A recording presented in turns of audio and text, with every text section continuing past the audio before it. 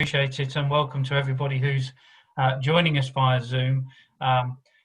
This is intended absolutely to be an interactive session, and whilst, as Molly's just asked you to turn off your video and mic feeds, what we really want you to do is to use that chat function to engage with both the panel members and the general wider discussion. I have a Colleges Scotland elf in the background who is going to be looking at all of those comments that are coming in and prompting me to make sure that we try and address as many as we possibly can. So please do engage in that way. We've got a session that's going to last an hour. And during that hour, we've got 3 topics that we want to be covering. So we're going to try and get through all of that. And to help me in doing so, it's my absolute pleasure to be joined by a great lineup that you can see on the screen. Firstly, Kirsten Amis, who is a consultant mental health trainer in the further education sector, working for the Charlie Waller Trust, and I have to declare an interest here. Kirsten is also a lecturer at my college. Kei McKechnie, who is works for SAMH. He's the Suicide Prevention Lived Experience Panel Coordinator. I've actually cut his job title short there. It goes on even further. Sorry, Kei. And finally, Matt Crilly, the President of NUS Scotland. Thank you to our panel for joining us. Really do appreciate it. As you know, this session is called Thinking It Through: Solutions for College Mental Health. And what we want to try and achieve in this session, and this is by way of setting the current context, is to look at the Scottish Government's funded ambition to increase the capacity for counselling within both the colleges and university sector, which started last year with a significant investment from the Scottish Government. Of course, last year was an unbelievable year, and sadly that continues into the current year, which is phase 2 of the scheme. And what we want to be able to do is to look at lessons learned, I guess, from phase 1. What can we take forwards into phase 2? What has inevitably the impact of the COVID pandemic been on mental health and counselling services and the response? And how do we take that forwards to support students in all settings over the next year to ensure that whilst their studies might be disrupted, the support that we give them can at least match up to their expectations. Just before we start the first part of that discussion, I've worked in the further education sector, I hate to admit this, for 28 years, and mental health has always been a feature of that. I can remember as a young lecturer trying to support students, but not necessarily ever feeling I was particularly equipped or skilled to do so. It's been wonderful, the sea change in attitudes and openness towards mental health and well-being in recent years, as a consequence of so many organisations and individuals feeling able to talk about their experiences, and that is a wonderful situation to be in. I hope that is a lasting, and there's momentum behind that. I just draw your attention to one thing, and hopefully people are aware of this. NUS Scotland published some cracking research yesterday about the mental health in colleges and universities, and it's a wonderful piece of research, but of course the messages are just as hard as they've always been. 72% of first year students citing sort of workload issues as being a huge problem for them, and surprisingly, and maybe something our panelists might want to pick up on, only about a fifth of college students understanding the mental health support that is available to them in comparison to about 80% of university students. So some lessons maybe to be learned there from us as a sector. But let me go on to the first area of discussion that we want to talk about today, and that's the challenges of COVID-19. If we just move forward a slide, thank you very much.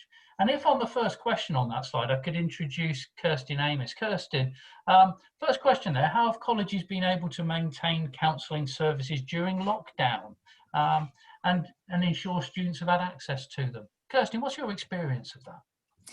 Well, I've got the experience of managing the counselling service at Glasgow Clyde College.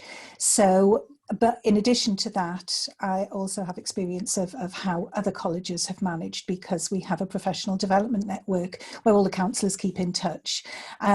So first of all, I'll say that it's a mixed landscape. I think different colleges have reacted and responded in very, very different ways.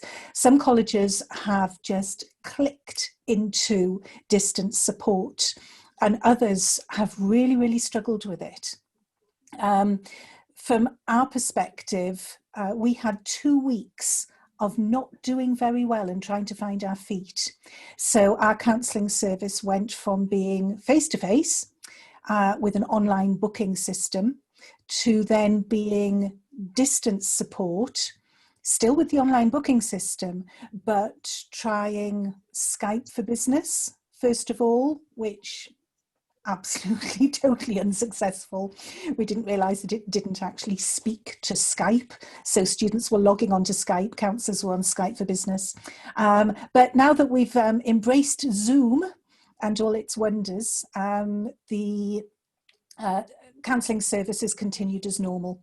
In addition to that, we began, right at the beginning, we developed a mental health helpline. So every day, the counsellors are answering. It's open every day in the afternoons between 1 and 4, and anybody in the college community can really phone for some advice. So although it is intended for students, we sometimes get lecturers phoning asking for guidance because they have a student who's suffering and they really don't know how to support them. So yeah, it's a mixed picture. Different colleges doing different things. I know that there's a lot of telephone support out there.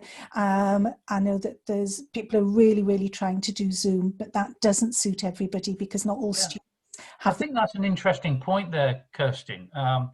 Clearly, as colleges, we have really, I think, had our eyes opened to the extent to which digital poverty exists within our student groups. And I will freely put my hands up as a very long-served principal. I had no idea just what proportion of our students didn't have access to broadband or adequate devices before the pandemic started. It's been a depressing revelation to me.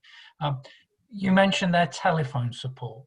Is that commonplace, do you think, in colleges that there is telephone support, and how popular is it with students? I think it's probably the most used type of support at present is telephone support. Feedback from students in general, and this is from colleges, sort of counsellors in colleges all over Scotland, is that some students like it, some don't. Some prefer it to Zoom because of their living conditions. They don't have privacy. It means that they can have a counselling session while they're sitting in their car if it's the only place they've got privacy. So there are definite advantages to telephone counselling. However, it lacks the sort of the depth of relationship that you might get if you could actually see the person that you're chatting with. Yeah, thank you ever so much. And Kei, could I bring you in on that related theme, which is about how do we deliver and develop and expand counselling services on the lessons that we've learned through lockdown, picking up on that digital poverty issue, picking up on actually some people might favour telephone over Zoom and vice versa, but the lack of availability of actual physical face-to-face services. Yeah, no, I think the issue of digital poverty and digital literacy, I think the two are absolutely combined together. Being aware that even if you've got a computer, you might not know how to use it, or you might not know how to use certain platforms. I don't know about you guys, but having to learn how to work Zoom, Skype, WebExes, and a whole range of different platforms can be really, really stressful for people. And I think that includes the lecturing teams as well as the people who might want to use them. So we need to be aware of the stresses that sharing personal stories and difficult emotional experience can have when you're doing it online. So I think it requires a lot of patience the people who are delivering counselling online. I also think being aware of some of the challenges of how to do it safely, and potentially the challenges of opening people up on a Zoom call. How do you support them after it? You know, making sure that it's done safely. For example, I was doing one the other week where I was talking to someone about feeling suicidal, and before you know it, there's a young person walking past them on the call. So you have to think, well, how do you do this safely, and what are some of the safeguarding rules of doing digital counselling safely? But I do think it's important that we recognise that it is still useful, that people can feel supported as a result of the online counselling and on the phones, because I think there's a danger that you think, well, this stuff's really worthless because we only just want face-to-face. While face-to-face I think is always best, actually it's still very helpful to a lot of people. And we've certainly found in the work that we're doing in certain colleges and in SAMH in general that people are responding to the digital counselling.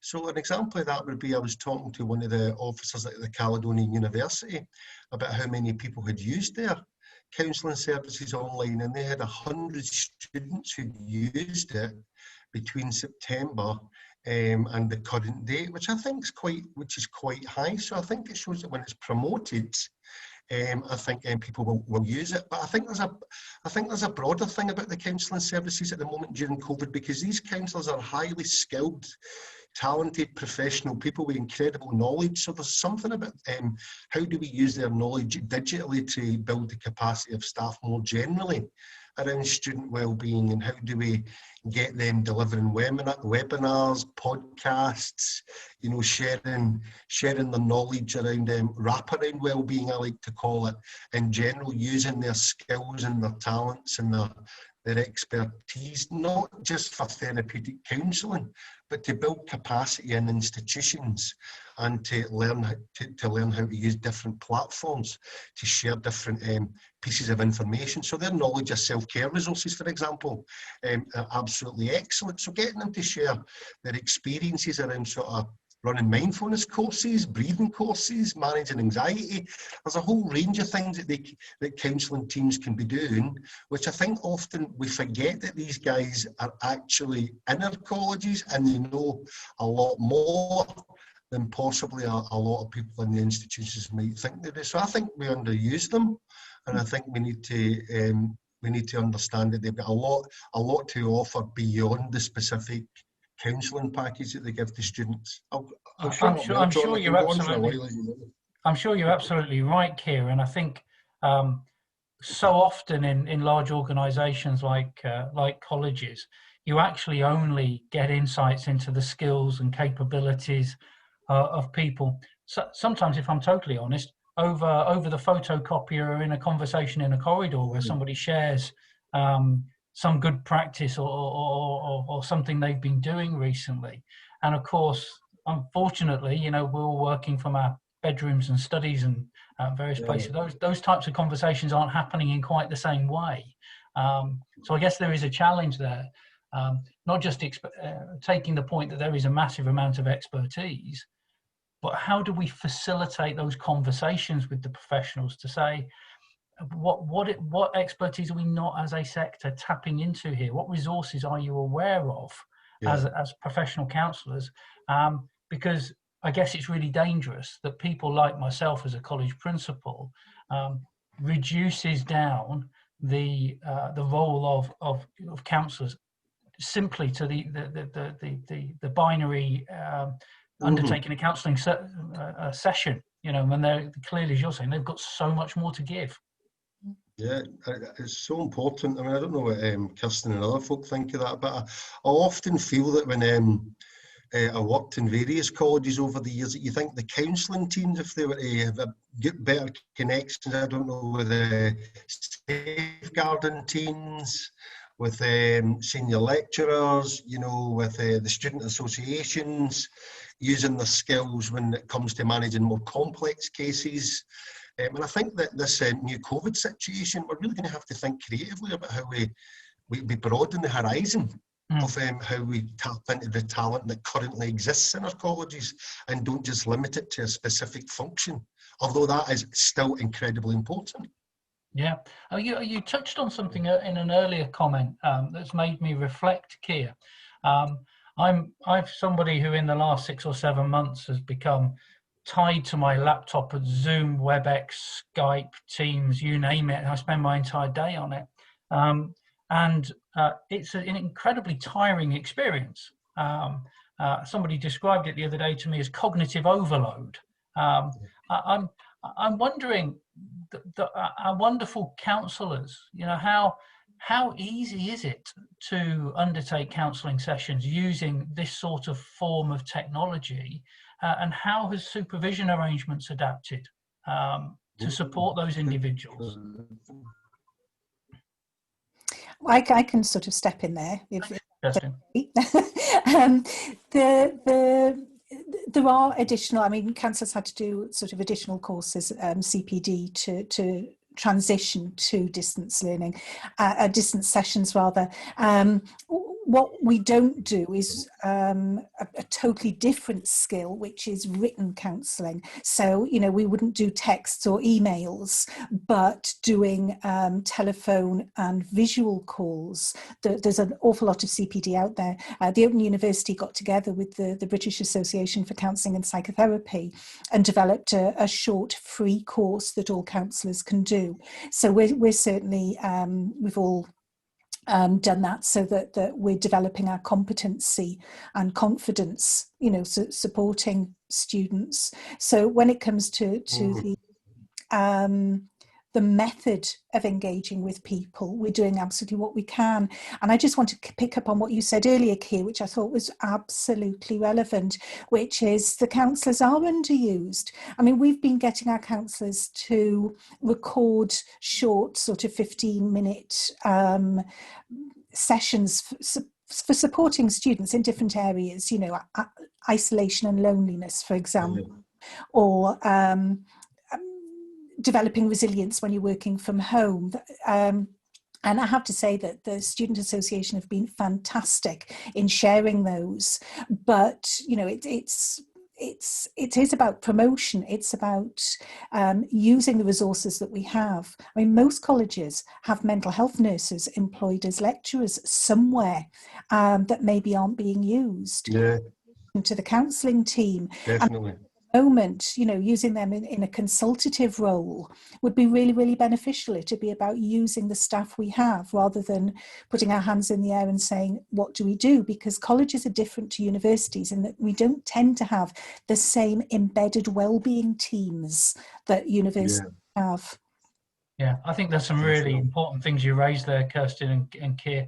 I was just noticing on the chat that the comments that we were having, or the discussion we were having earlier about learning about what capabilities and roles and resources people have through the informal conversation. And Steph from Sparks picks that up and says, you know, we've lost so much of that. And I think there's a huge challenge to us about how do we create spaces, informal spaces where professionals can talk to one another across multidisciplinary backgrounds to say, you know, what are we doing and what is working, and not just counsellors talking to counsellors and lecturers talking to lecturers. I think that's really important. Can I just move the discussion on slightly and bring Matt in here?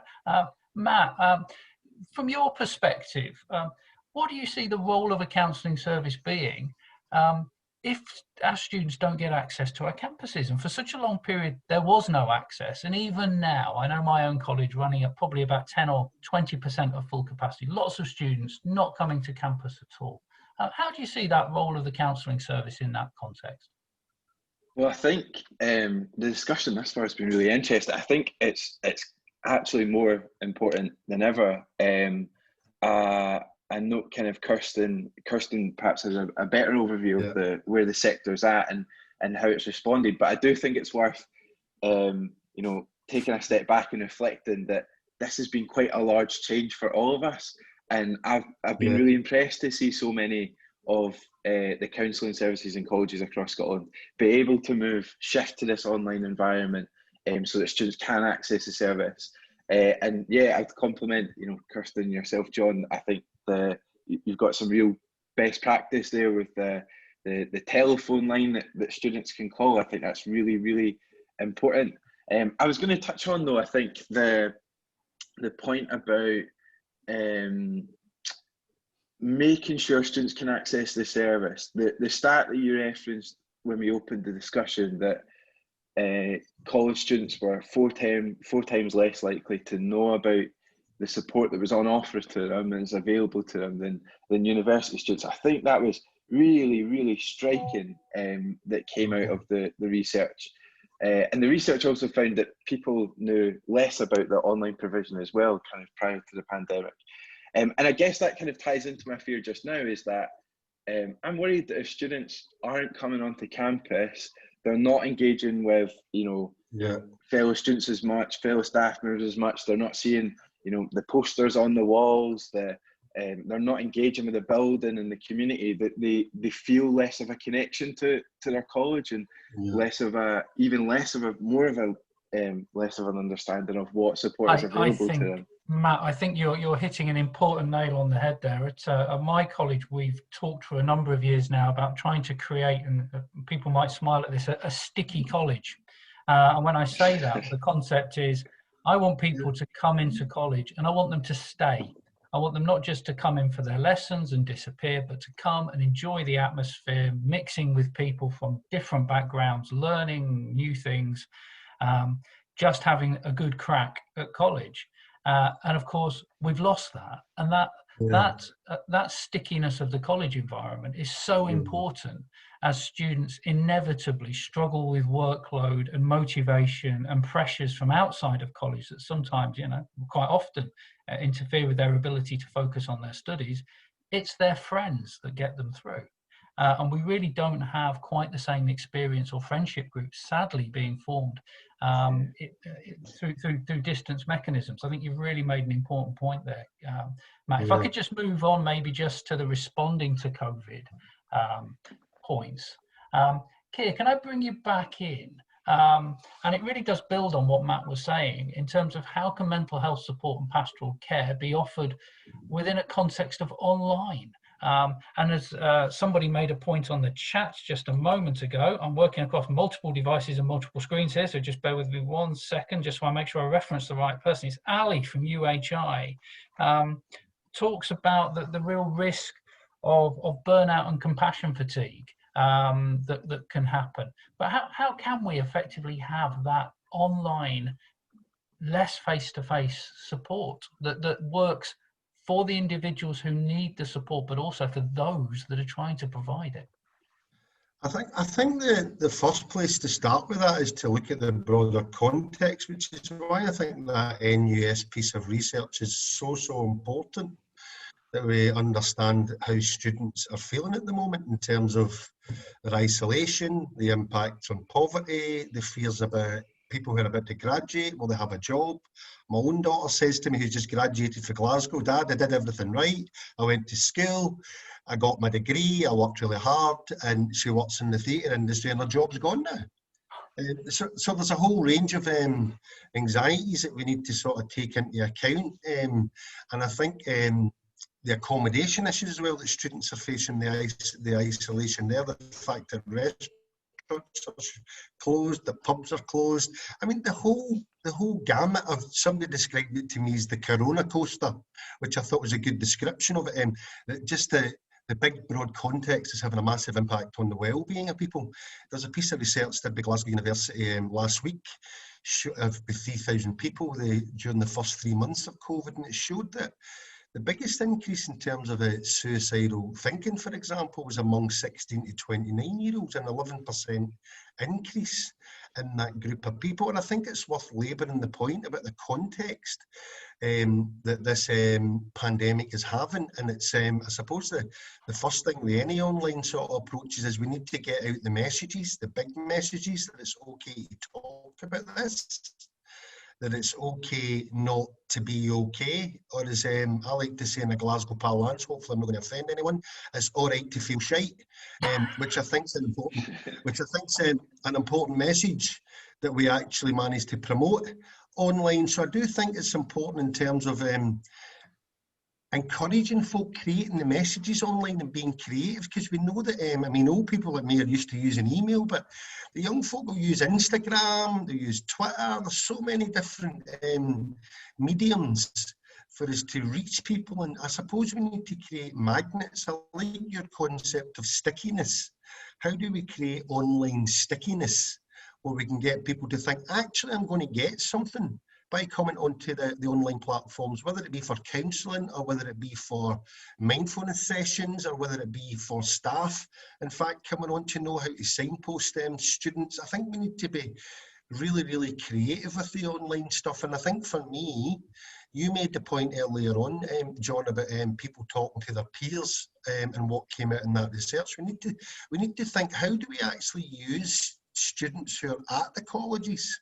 The students' associations, to me, are vital in this, because people are more likely to access the student association and perhaps maybe what they are unofficial support services. So we need to link in with students' associations to build the bridges to get people to come in.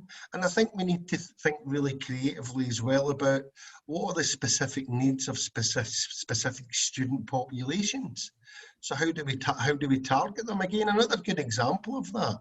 I know that at Glasgow Caledonian University, for example, I know this is a university, but they produce an online magazine specifically for people who are in an accommodation unit, and they focus on the wellbeing pages for them, specific courses. And I think we need to look at our student populations and the demographics and what particular messages might help to engage particular types of students on different courses. It might be English as a second language students, it might be students who are on, I don't know, it might be mechanical engineering courses versus people who are doing art and dance courses. We really need to think about how we use the digital technology. And I think also for me, and I'll sum up on this point, about using lived experience to draw people in. So having people to share their stories and their experiences in a safe way, and using people's, we do this at SAMH a lot with podcasts and short films and recordings, and what we find is that when we do that, more people are willing to come in because they feel safer, they feel like they're more connected to the people who are sharing their stories. So a combination of all those things, I think, would really help in making sure that different staff teams are aware of what's out there. So we need to look at it from both angles. Making sure that the staff are involved and see it as part of their role. And I think involving staff from right across the institution to bring forward their skills. And you picked up on my comment about stickiness and how do we build on blended stickiness. I'll not try and mimic your Glaswegian expression there, Keir. I'm not sure with my accent I'd quite pull it off in the same way. Do a Geordie one, John. Go for a Geordie one. But Matt, I mean, I think maybe picking up on this idea, right now in the height of lockdown, the whole situation was far from ideal, and I don't think anybody would want to pretend that the college sector or indeed the university sector were doing anything other than responding to an emergency with the very best skills and capabilities they have. And we all hope that what we're moving towards now is returning back to campus-based study more and more over the next few months, and eventually finding ourselves back in a situation where we can work again on campuses and on one-to-one. But I guess the key point is, how do we make sure that the valuable learning that we're doing now actually enhances where we want to get back to? You know, we need to make sure that there is good stuff, positive stuff gleaned from this experience that enriches when we get back to the old normal. Yeah, I think that's a good point, John. I think we've learned, you know, as you said, a lot about the circumstances that students are facing. Different students have different access requirements. You know, the digital poverty, the research that's came out from NUS about you know, precisely what it is that students are facing, with you know, half of them being worried about their income and just in you know, poor mental health, and half of them worried about their coursework and just in poor mental health. I was going to touch on, I think one of the things that I think is particularly striking just now in this situation is, if students are learning remotely, then, you know, I think the part of the research yesterday showed that teaching staff were often really important sources of support for students. And I'm really reluctant to put too much pressure on teaching staff, because they'll be going through their own difficulties and challenging home environments at the moment too. But I think in this environment just now, where students might not be coming onto the college campus, teaching staff may be the only ones being able to identify students that are struggling a little bit more. And I'm anxious that with students not being on campus, that it might be more difficult to identify those students that are struggling. There's some practice across the sector that I think is really important here. So if you look at, North East College Scotland, where, every student is assigned an academic tutor who looks out for the student and is our first point of contact if they're struggling too. I think things like that is good practice that we should be looking to take forward. Students, I think, for a long time have been calling for things like making sure that they all have a personal tutor and someone they can go to, making sure there's kind of peer support networks. And my experience as a student, often when we call for peer support networks, sometimes we struggle to get kind of funding available for it, or to see the institution to see value in peer support networks. But I think in the current environment, obviously that has become more important than ever. And I think there are student associations across Scotland that are beginning to form peer support networks. I was actually speaking with a student last night, and she was struggling with her mental health, and she took it upon herself just to form a network of all the students on her course. And I think their informal meetings have essentially turned into informal therapy sessions, but they've been really, really valuable, because you're talking about students that are starting courses not necessarily having met anyone on the course, and they're feeling isolated. So the research from Think Positive showed the real importance on social interactions and relationships. And when we're in this really tough situation for us all, where we're locked down, I think anything we can do to try and facilitate relationships and peer support networks among students is vital. And I really think the staff are vital too. And I think it's just making sure that the staff are well equipped to do it, and are okay themselves actually to have the capacity themselves to help. You're totally right. You're totally right there, Matt. And actually, we've got an expert on access. I know, Kirsten, this is an area that you've done a lot of work in, and just picking up that what Matt was saying, but our last question, which is, how do we adapt the online services to ensure that students do get equality of access when they're remote? What are your thoughts on that, Kirsten? Well, I absolutely agree. I just want to pick up about the point of contact being the lecturer. That's coming back from lecturers saying that if a student is struggling, because they're the only face that they see, they're the only sort of contact, that the lecturers are the ones that everybody the students are opening up with at the moment, if they are opening up. And so input on signposting to support, I think, is really important, so that lecturers don't feel overwhelmed, or staff in general feel overwhelmed with the burden of what do I do with this information? How do I, not worry about this person? I think there's so much good practice out there. I think we should be, instead of reinventing the wheel, we should be learning from people who've done it for years. I mean, I'm really glad to hear that Ali's on today, because UHI have been engaging with rural learners for years, and they have systems in place, and so we should be learning from them and what works and what doesn't.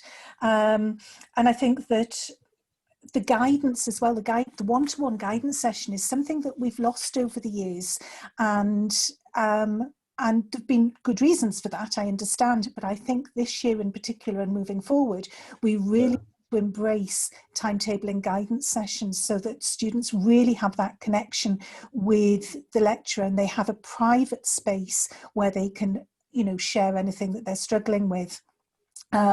Even with the mature learners, doing sort of HE courses rather than FE, they're feeling really, really disengaged just logging in for classes.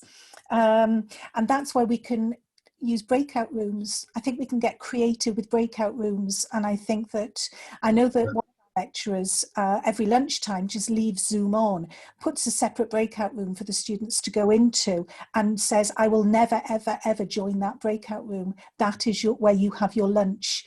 And if they want to, they can speak to each other.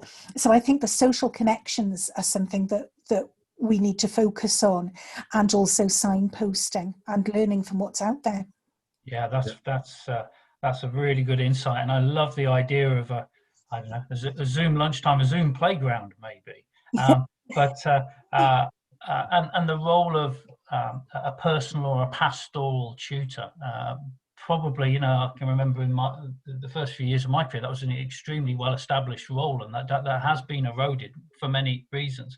But Jenny Morland at Edinburgh College on the chat picks up on just how important it is, not just the college student mental health, but of course the members of staff who are interacting. And we touched earlier upon those counsellors who then receive supervision, but the lecturers and the support staff themselves that are often the first port of call for some of these conversations, making sure that they are well cared for and supported through this process, where they don't have the luxury, maybe that's the wrong phrase, but they don't have supervision, but they do deal with some very challenging conversations, and they do witness incidences that need to be escalated. Let me just move on slightly onto the last topic that we've got here, and that's moving forward and next steps. And Matt, maybe if you can take the first one there. We've talked about so much good practice in the sector, but the question really is how should colleges tailor what they do to respond to COVID-19? Because obviously COVID, we've had a lockdown. Please, let's hope we don't have another one. But we're still working in a far from normal context in colleges. How do we build a positive out of this?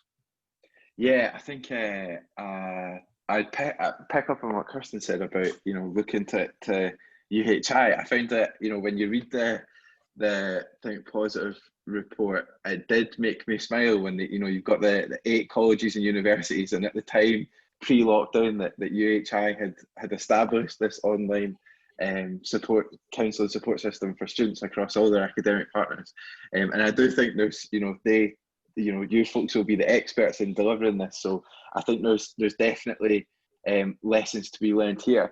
I'm going to be maybe a little bit more direct and structural here. I think we have these structural issues, and I would quite like us to see us try and address some of these structural issues. A lot of the stuff that we're talking about today, I think, comes back down to resources. So I think we need to make sure that our services are adequately funded, that we have enough public funding into our colleges so that they can deliver first-class support for the students, and we obviously welcome the increase in counselling provision from the Scottish Government, but there does need to be equity in that funding, and I think that was kind of drawn out in the report and some of the inequities in the research that was published.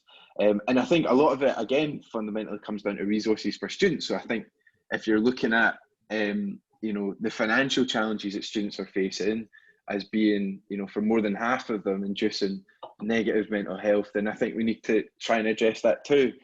And I think, there's a lot we can do on kind of guides for students and try to induce positive mental health, but I think we do need to come down to the resources too. And I wonder as well, I think we're learning from COVID at the moment, but I think it would be wise for us to also learn from the other developments in society. So for example, the Black Lives Matter movement at the moment, and in the research that was published by Think Positive, it mentioned that Black and minority ethnic students indicated that their experience wasn't quite the same as white students at accessing support services within their institution. So I think that's really important too, and what can we do to learn from that, and learn from these wider public discussions to try and improve our services make them more inclusive and welcoming. And there is a lot being done. So I would hope that we wouldn't lose a lot of the things that we've initiated over the COVID period. So, whether it is, remote access to support, students being able to pick up the phone and actually speak to a counsellor, I think that's really, really valuable. And even if we go back to some form of normality, I'd really hope that we would keep some of those really valuable services. But of course, we need resources to be able to do that. Very frank opinions there, Matt, and really appreciate, I'm sure, by everybody. I think that point around equality of access to counselling and mental health services, not just in terms of the number of counsellors that might be available there in an institution, but the range of services and the way in which those services are made available is critically important. And within the Scottish Government's strategy that has seen them fund last year and for the next 3 years capacity for additional counsellors, it does talk about addressing the inequality of access that exists between the university sector and the college sector. And I think, as Kirsten pointed out earlier, the university sector has more established, possibly better funded facilities for student welfare and counselling than many colleges, and the differences that exist between colleges themselves. And I think, if I express a view, it's disappointing that the allocations of funding from Scottish Government for year 2 are the same as year 1, because that doesn't at all address the absolute evidence-backed differences in access between institutions. That needed to be more targeted, although I do absolutely make the point that right now everybody in every institution, their bandwidth is taken up with so many things that perhaps you have to cut people a little bit of slack right now. Kei, can I just move on to you? That second question there, has COVID increased the numbers of mental health challenges, or has it become a distracting element? And actually, I guess I was looking at the chat earlier, and there was a comment from a colleague on the chat. It was Anne Hunter at UWS who was saying that one of the challenges is getting students to come along and engage. I think there's a very, you guys will understand this better than me, but I can't imagine that people's mental health has got any better during a pandemic. It must be completely the opposite. And yet we also then have the challenge of them maybe not engaging with services to match the numbers that must be experiencing crisis or certainly lower levels of mental health and well-being challenges. So in your experience, are the numbers increasing? Is this a distraction? No, I don't think it's a distraction at all. I think that the challenges are increasing. The impact of the pandemic is absolutely systemic and is affecting everybody, not just the students, but the staff themselves. Think about it. Your whole entire existence has been limited usually to maybe 1 or 2 rooms. For students, it might be a shared flat, or where you have to work, play, rest, and study all in the same environment. You're disconnected from your family and your friends, and a lot of the coping mechanisms that you've developed over the years to stay well and have a balanced life have been removed. The rug's been pulled from under their feet. Add to that all the anxieties around not being able to get on campus, having to look at financial poverty.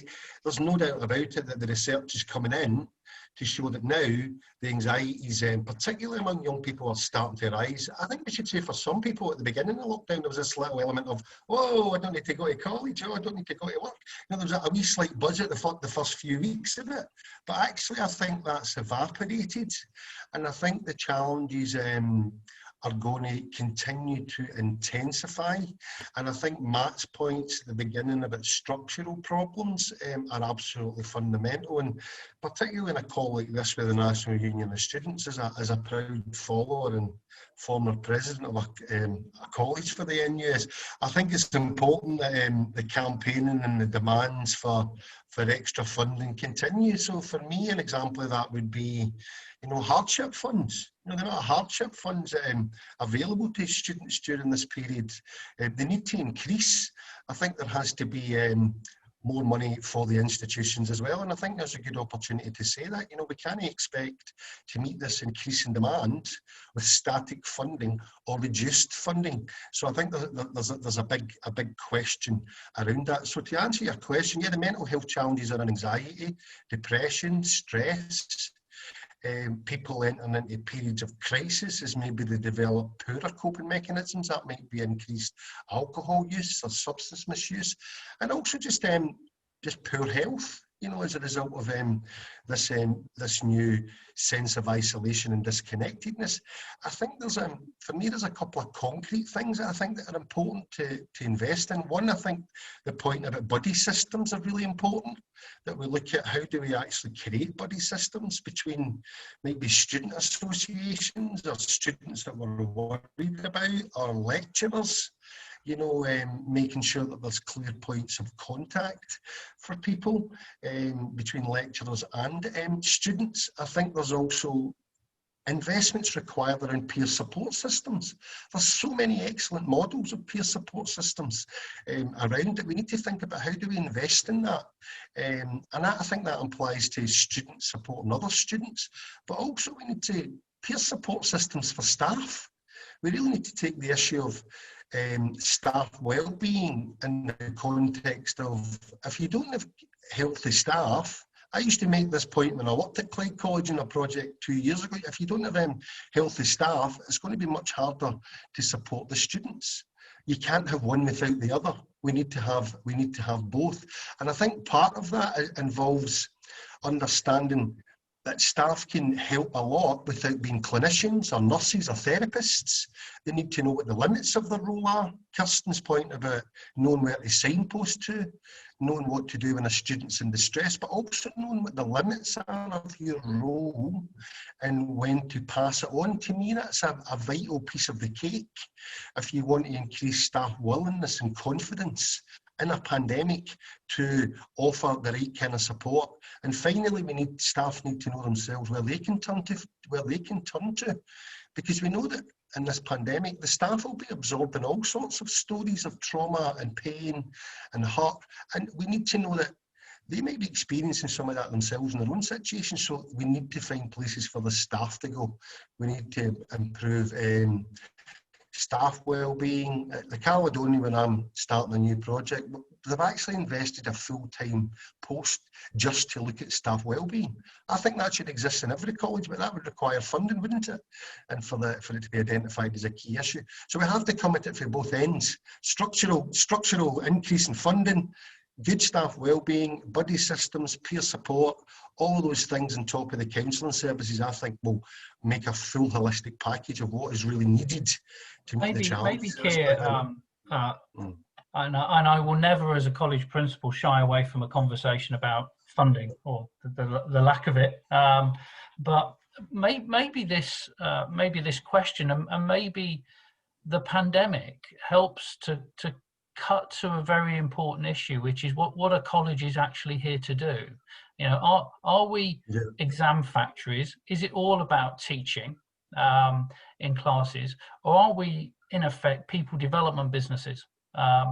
Getting raw talent, enthusiasm, dreamers, and developing them over a period of time, yes, to understand new things and develop new skills, but to become more rounded and shaped individuals that are going to contribute to society. And I think possibly, I'll float the idea there before I bring Kirsten in, maybe we have traditionally focused too much time, energy and resource to the simple interaction of teaching and not enough on the shaping of the individuals and the growth and development of individuals. I'll float that one there while I bring Kirsten in and ask Kirsten, how do we develop best practice solutions? We've heard so many during this conversation, stuff that's going on, particularly around UHI, a long time they've been trying to crack remote working. How do we get those best practice solutions in place? In fact, you said yourself, how do we facilitate those conversations between institutions so that we cascade that practice out there? Kirsten. Yeah, so learning from best practice, but I also think that if we sort of look at the college, we're talking about a community. We're talking about, if we're talking about a mentally healthy college, it's a mentally healthy community.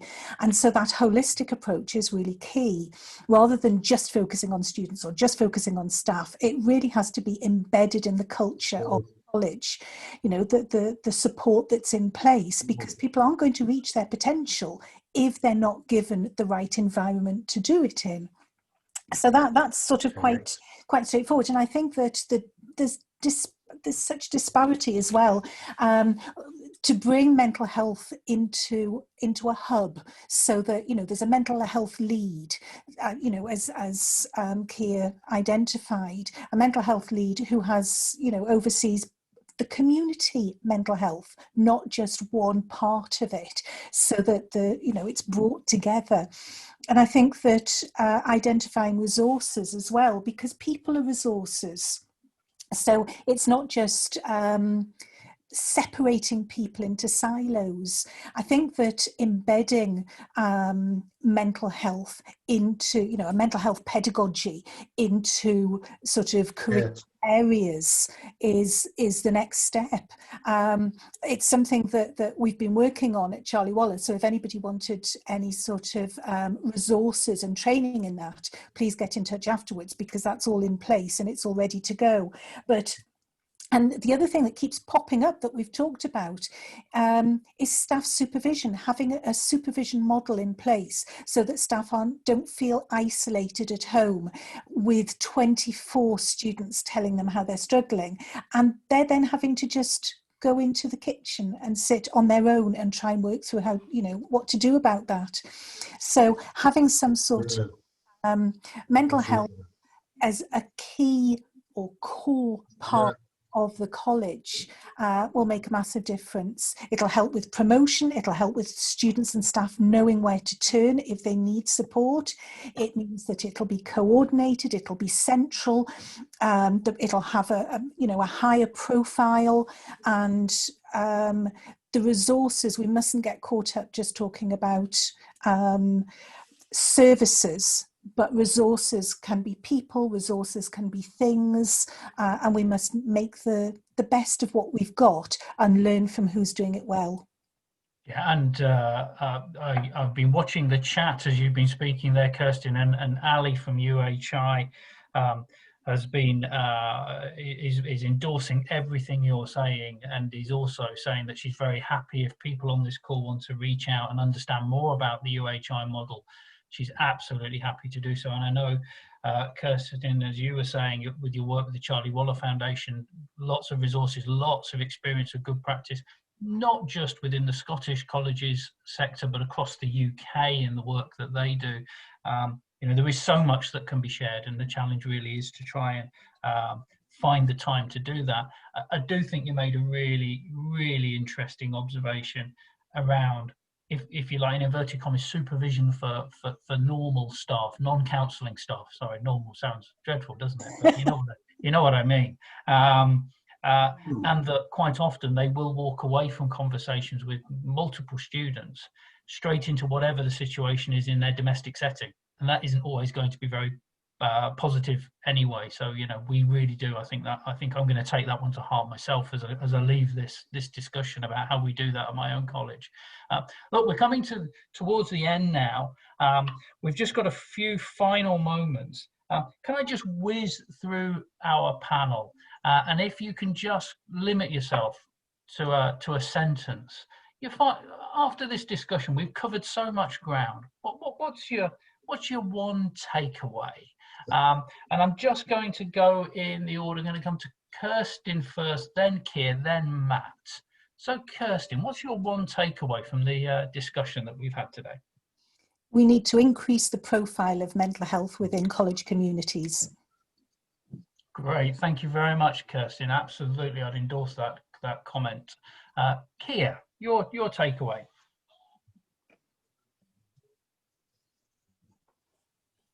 I can't hear Kei at the moment. I think his line might have just frozen at that critical moment. So Matt, would you mind just jumping in there while Kei's line sorts itself? Sure. I think we need to be bold in trying to tackle some of the structural resource issues, but also building communities. I think the last... I'm tempted to say just what Kirsten said. That's exactly what we need to do. We need to increase the... Thank you, Kei. We're having slight problems with your line all of a sudden, so let me just come back to Matt just to finish what you were saying, Matt.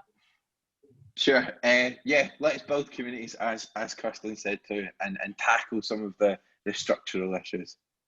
Great stuff. Thank you, Matt. Your timing is absolutely superb. We're at 11:14 and we've got less than a minute to go. Sorry, Kei, your line failed on us right at the last moment. I think if I was to have a final observation, and it builds on what others have said, I think we have to take some positives out of the last 8 months. We have learned so much about how we can operate using remote and blended.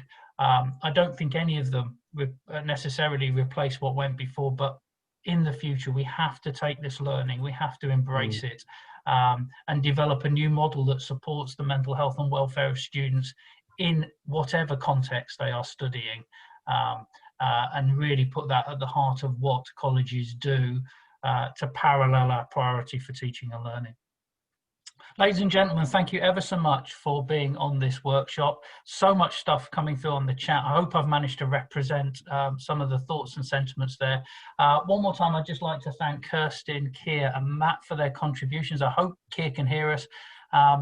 Been absolutely fascinating. It's been my absolute pleasure to be involved in those discussions. So with that, we're at 11:15. I've landed it on time, which was the only job I had to do. So thank you very much for your contributions. Back to you, Molly.